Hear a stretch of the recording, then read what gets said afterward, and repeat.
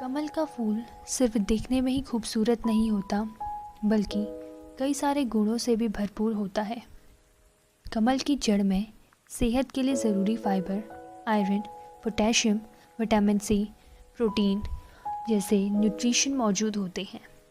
इसकी जड़ों को कमल ककड़ी के नाम से जाना जाता है, जिसका इस्तेमाल सब्जी, अचार के साथ ही और कई भी तरह की डिशेस बनाने में किया जाता है। इसका सेवन करने से खून की कमी भी दूर होती है, शुगर कंट्रोल रहता है और पाचन क्रिया भी दुरुस्त रहती है। पूर्व आयुर्वेद चिकित्सा अधिकारी डॉक्टर आशुतोष पंत ने बताया कि डायबिटीज़ रोगियों को अपनी डाइट में कमल ककड़ी को ज़रूर शामिल करना चाहिए। इससे उनका ब्लड शुगर कंट्रोल में रहता है। तो आइए सुनिए पूर्व आयुर्वेद चिकित्सा अधिकारी डॉक्टर आशुतोष पंत ने आगे इस बारे में क्या बताया।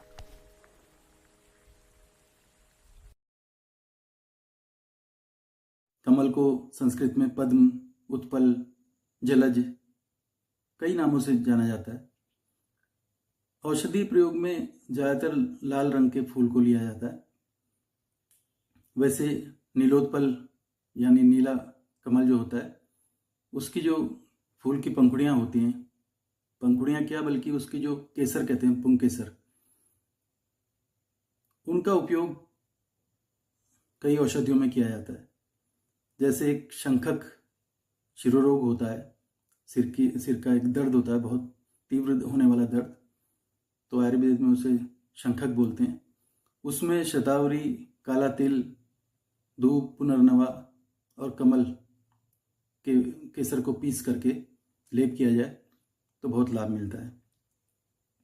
गंजापन होने पर कमल पीस कर लगाएं सिर में, बड़ा लाभ होता है। इसके अलावा सिर में रूसी होने पर कमल के जो केसर होते हैं, वही मैंने जो बताया, एक तो पंखुड़ियाँ होती हैं, पेटल्स, वो पेटल्स की बात नहीं कर रहा हूँ मैं, इसके जो अंदर पुंकेसर होते हैं,